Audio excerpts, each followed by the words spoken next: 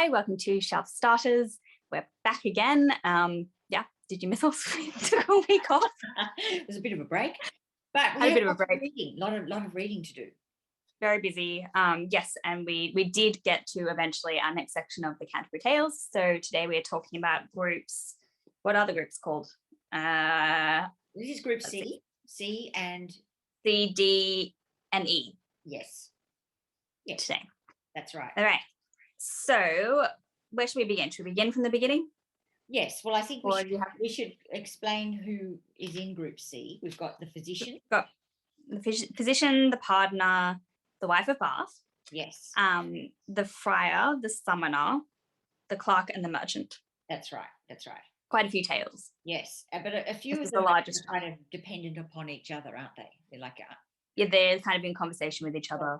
Yeah. And I think those are the ones that I actually like the same thing all the time, aren't they? Yeah, I didn't actually enjoy those ones as much. No. I think you felt like you were just reading the same thing. It was like Groundhog Day or something. But the physician's tale was interesting.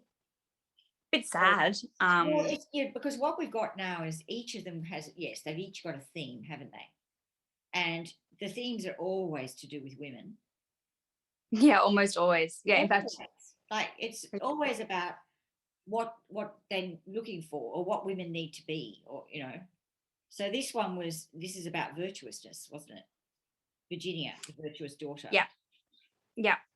And yes, so let's explain. Do you want to explain it? Yeah. So there's a virtuous daughter, and this guy wants to have her, basically. Yeah, basically.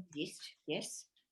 And it comes, I think he says that yes, that's right. He goes to a judge because he wants to prove that she's his and get her to come over to his house or whatever.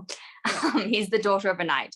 Yeah. And he gets the judge to say that she's not in fact the daughter of this knight, that in fact she's his slave that was stolen from him, and so she needs to be restored to his household. And then we all know that when she goes to that household, she's going to be raped and ruined, basically. So the father's trying to stop that from happening. Yeah. And it seems like the only two options are either she does that, she survives, but she's shamed.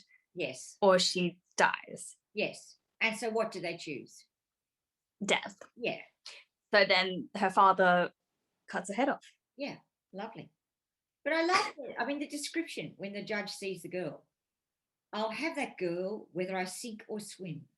At once the devil entered into him, whose machinations then began to stir and teach him how to have his will of her. It's horrible. Your poor girl, and she's done absolutely nothing wrong. Nothing. She's just innocently going along. Yeah. It's horrific. Prudent. Yeah, and it says, Virginia, I must name the ways that lie before you, death or shame. Yep, death or shame. Her virtue was 1,000 times more rare. Chaste of her body and her soul was she, and so she flowered in her virginity with all humility and abstinence, in temperate and patient innocence, with modesty of bearing and of dress, and showed in speech a modesty no less. That's what. And then so that was kind of depressing, but then the funny part afterwards, they have like a little conversation after the story. Yes. And it says, "Death to all lawyers." Yeah, I like that too. And that's isn't that Shakespeare? Yeah, I was thinking that first thing we do, let's kill the lawyers. Kill the lawyers, yeah. Kill all the lawyers. Yeah. Yeah. So her beauty cost her too dear. Yeah. Her beauty was her death, as one might say. Yes. So that was that little lovely, cheery story, which is then followed by the pardoner's tale. Pardoner's tale. And I don't know that I have a huge amount to say about the pardoner. No, it's about loving money and greed, isn't it? Money being and how all the church people are corrupt. Yes, it's not one I remember very strongly, and it didn't stick with me. I agree, it doesn't stick. I agree with you there. Anyway, clearly we didn't love it, did we? We didn't love it. We barely remember it. The part that I actually did highlight, the part at the end where who is it who gets angry? I guess it's the next person. Is it? No, it's not the wife of Bath, but no, the host. The host gets like, because yes, that's right. At the end, yes, after he's gone through his whole thing about like, he tells them that he has fake relics and that he is like charging people to like see these relics or take these relics and things, and they're completely fake. And then he tries to sell some to the actual group after he's just told his story, and the host is like, are you kidding me? And so he says, I wish I had your bollocks in my hand instead of relics. Have them cut off and I will help you to carry them. We'll have them shrine for you in a hog's turd. Yeah, okay. So we're not talking subtlety here. I think the problem we have with a lot of these tales, it seems, as we go along, when they're being, it's all about, one moral guideline, and it's really, really preachy. It's just boring. Whereas, it's a little bit boring. Yeah, well, compared to the other tales. Whereas your good old Wife of Bath. Wife of Bath was great. And what was interesting was the parts that I sort of remembered from what you've said about the Wife of Bath. I think that was mostly from the prologue. Yeah. So the prologue's almost as long as this. I think it's longer. In fact, longer. Yeah. It's longer than the story. And it's like her story. Yeah. And she's like, makes no bones about it. Like, I don't have any kind of moral thing to tell you. I'm just telling you how it is. This is what women want. Yeah. And it's cool. And this is what happened to each of my husbands. Yeah. And I've had 5. I've had 5. Yeah. I know what I'm talking about. Experience is more important than anything. Shut up and listen to me. That's what she basically says. And she has a whole little sermon about why sex is actually good. Yeah. And that God actually tells us to wax and multiply. Yeah. So there's no problem with marrying. I love it. If seed were never sown, however could virginity be grown? Yeah. Yes, I had that too. Well, actually, the whole of the wife's tale, the whole of her prologue, should I say, particularly, she has this really great balance, really good argument. She's a really good arguer. And she just speaks so logically that you're just like, yeah, okay. Yeah. And everything's just, well, if this happened, then this would happen. So, yeah, it's really cool. Really cool. But I love it. Yeah. Experience knows well. So, she knows everything. And she knows how to control men. She says, I managed them so well by my technique. Each was delighted to go out and seek and buy some pretty thing for me to wear. Happy if as much I spoke them fair. Yeah. Yeah. She's very funny. Very funny. A knowing wife is worth her salt. No, a knowing wife, if she is worth her salt, can always prove her husband is at fault. Yeah, always. Not a problem. Useless. Yeah. So she's had many, many men. The 4th one she wasn't into very much and was not sad when he died. And then the 5th one was really, really young. Yes. That's right. But such is the way, my lords, you understand, I kept my older husbands well in hand. I told them they were drunk, and their unfitness to judge my conduct forced me to take witness that they were lying. And she just, she goes on and on, basically, but not in a boring way. She's actually fun. No, it's interesting. Yeah. She's very fun. And then I liked the story too. Yeah, and the story itself was good. Yeah, I agree. It was set in King Arthur's time. I knew you'd like. Which was cool. And it's about a man who's going out to marry someone. Well, no, wait, there's a little intro story, isn't there? Yes. He has to answer is it the Elf Queen? Yes, the Elf Queen. Asks, you can live if you can answer me, what is the thing that women most desire? And so he goes away and asks all these people, and he's not going to find it. He has a year to work out what it is. Yes. And then right as he's getting to and then an old woman gives him the answer right before he's actually due to go and say it, and says, a woman wants the self-same sovereignty over her husband as over her lover. Yes. And master him. He must not be above her. That is your greatest wish. Whether you kill or spare me, please yourself, I will wait your kill. So and then he's right. Everyone says, that is what women want, which is hilarious. I also like the way, experience is everything, according to the Wife of Bath. And I love the way it's like, we old women know a thing or two. So it's quite interesting. Putting yourself in the story. Version of, the norm.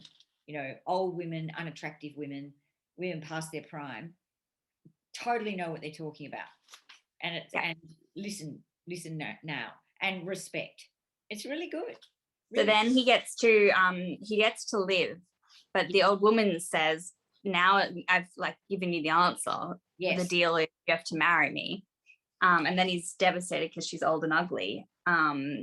Two choices. And yeah, nice, yeah. Have me old and ugly till I die. Or have me young and I'll go out and have many affairs and embarrass you. So which one do you want? What do you want? And then he says, it's not for me to answer, up to you. Yep. And then she says, that's the correct answer.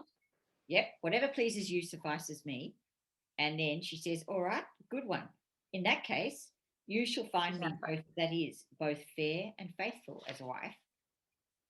And then what happens, of course? Open your eyes and guess what he gets?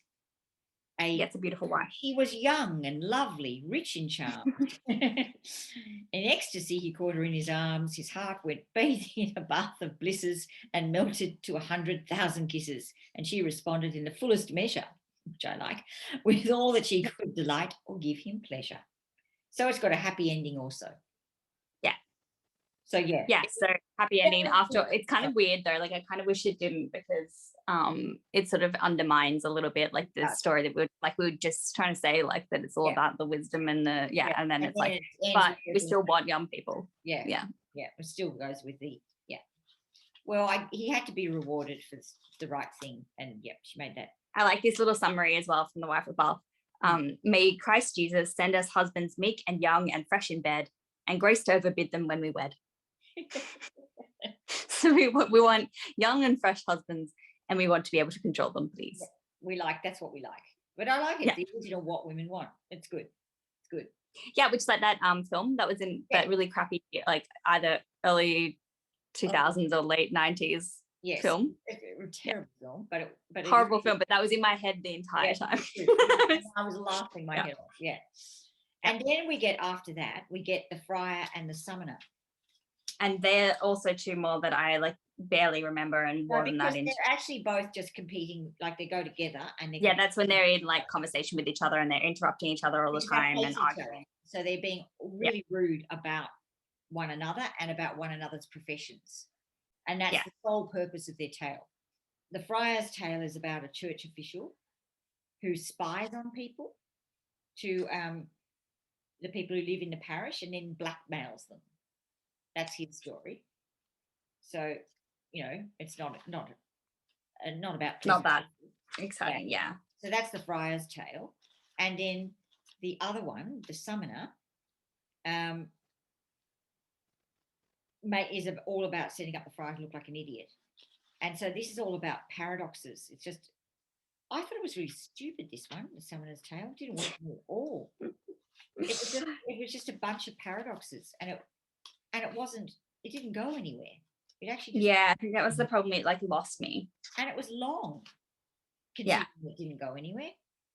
It didn't work. Did not work. No. So yes, basically out of that those group, two were like, oh, but then there was that weird part with the farting at the end. Yeah, that actually did make me laugh. I was like tuning out a little bit, like not really super into it, and then suddenly there's this whole like pages at the end dedicated to farting. Yeah. I was like, all right. Basically, out of that whole section, I can't help it. The Wife of Bath remains the favoured one, for sure. Yeah, and that was definitely my favourite one. But then I also like the final two quite a lot. So the Clerk's Tale and the Merchant's Tale. So yes, but I was meaning out of group D. I really group D. The one that really worked was obvious. The standout was the Wife of Bath. In group D, we've got the Clerk's Tale. You're right, the Clerk, and we've also the Clerk and the Merchant, and the Clerk's Tale. That's the one with Griselda, isn't it? The Clerk's one. Yes, that was really like, wow, poor Griselda. Yeah, basically. So there's a king who has to find a queen, and he falls in love with a poor girl in the woods, like who just lives with a father in like pretty much poverty. But she's very beautiful, and he decides he wants to have her as his bride. So she agrees, and she says that she will be obedient to him in everything. And he dresses her up in all her fine clothes and turns her into a queen, brings her into the palace. She has a daughter, and then he says, I need to test her loyalty. I'm going to pretend to kill her child and see if she still loves me and still is obedient to me. And she fully is. Like, she just doesn't react at all to him taking her daughter away. And he pretends to kill her, doesn't actually kill her, hides her away in some other part of the country to be raised by like an aunt or something. And then he does it again when she has a son. Takes the son as well. And then she still hasn't been tested enough. Third test is, I'm going to cast her aside and tell her I'm going to marry a younger bride. And he brings in the grown-up daughter and pretends that he will be marrying this girl, this beautiful young princess who's coming from afar. And Griselda has to go back to her father's cottage in just her smock. Yeah. Barefoot, walk back, and all the townspeople are all sad for her because obviously she's done nothing wrong. They all loved her. And then, it turns out that the princess that he's been pretending he's going to marry is her daughter, and he just brings her all back and is like, yay, this is all a big joke, just to check that you were loyal to me. And she's really happy, which is not my reaction. If that happened to me, it would not be my reaction at all. Aside from, that being awful, like the tricks that he played on her were absolutely awful. But that's the. Then there's an element of incestuousness as well in pretending to marry your daughter. I know, a little bit weird, but that's the running theme for so many of these stories, is about what women will put up with, or what they must put up with. And that's why. And she just never feels. She said something. I wish I had highlighted this line because I don't think I did. But she says something like, "I never felt like any of this was really mine. Yeah. So I'm okay to let it go." And I'm like, that's just sad that he never made her feel properly welcome in his home. Yeah, I know. And then, so yes, that one, and then followed by The Merchant's Tale. And The Merchant's Tale, I also thought I wasn't super enjoying it until the end, where it got like hilariously weird. So this is about cuckolding, isn't it? Yeah. What a good wife is. So January marries May. Yeah. And apparently that's the thing, Rosie, that it's called a January May wedding is a known thing to be talking about a young woman and an old man. I've never heard that before. Oh, okay. Interesting. I've never heard that. That's like, people say that when some, young spring chicken is marrying an old wizened up man. Is it because like January is supposed to be bleak and cold and? Well, yeah, I had to actually put my European head on because for January is like the height of summer and fun, and May is when things are going to autumn. So I was like, okay, that doesn't make sense. So that you call the man the January, and then I remembered, but I'm not in Europe, of course. The Merchant's Tale is using. So the merchant has not a great experience of marriage. He's really cynical about marriage. He's got horrible things. He's bitter. Was he the one who was talking to the wife of Bath and being like, yes? So this is the problem, because you don't know in this story. Sometimes he says things and you think, oh, is that being sarcastic or not? Because he suddenly says like really good things about marriage, and great, what wives, how they, what delightful things they are. And I think it is definitely sarcasm. It's got to be. Because then at the end, January randomly. So May is in love with Damien. Yes. We had all the months and then we just have Damien. But May is in love with Damien, even though she's married to January. And then January randomly goes blind. Yeah. And then while he's conveniently blind, May goes up into a pear tree with so strange. Yes. With Damien, has sex with him in the pear tree. And his sight comes back right at that moment conveniently so he can see. And then convince him that he didn't really see it at all. Yeah, she manages to convince him that his sight is still not fully trustworthy. Yeah, because it's only just come back, and so he doesn't know what he saw. But it's hilarious. Where does it have the? Yeah, she went up into the tree, and Damien pulled up her smock at once, and in he thrust. And then January sees it and goes, he had you, I saw it with my very eye. And she says, your sight's not good. He says, I swear, that's what I saw. And he says, Damien enjoyed you in the tree and your smock was pulled up over your breast. And then, she just manages to convince him, and he's just like, all right, then. You must be right. Obviously, I just understood that. Yeah. I know. Yeah. And it has the gods interfering as well with this, the which we didn't mention, but like it is, his blindness is like put on and taken off by gods, right? Yeah. By Pluto and someone else who are like, let's play with these people. I know, it's pretty funny all round, really. But and then I like the little epilogue bit too about the cunning tricks that there are in women. Busy little bees they are, deceiving silly men like us. They're always Yeah. and evading, thus dodging the truth. The merchant's tale has shown it, and it's as true as steel. I have to own it. And then and then it's like, oh yeah, but I've got a wife myself, and she's just a babbling shrew. So please, no one say anything. Didn't he say something like that? Yeah. Yeah. Here you go. Let's stop talking about it. Yeah. It would be sure to be reported back to her by 2 or 3 among us here. Yeah. Yeah. Anyhow, my brains would hardly run to telling you, and so my story's done. So. Oh, yeah. I mean, it's a lot of fun. There's definitely stories that are more successful than others now, I think. Yeah, of course. And some are not even finished, as you find they're half done, half baked. Yeah, although like that wasn't as bad in this set as last time. No, but the next set we'll see that there are a couple. Okay. I think well, that's to look forward to. So the final set is the Squire, the Franklin, the Second Nun, and the Canon Yeoman. Yes, Canon's Yeoman's Tale. Oh, and then the Manciple's Tale. So and the Parson. And the Parson, yes. And then there's the ending, the retraction. The retractions. Don't blame me. Yeah.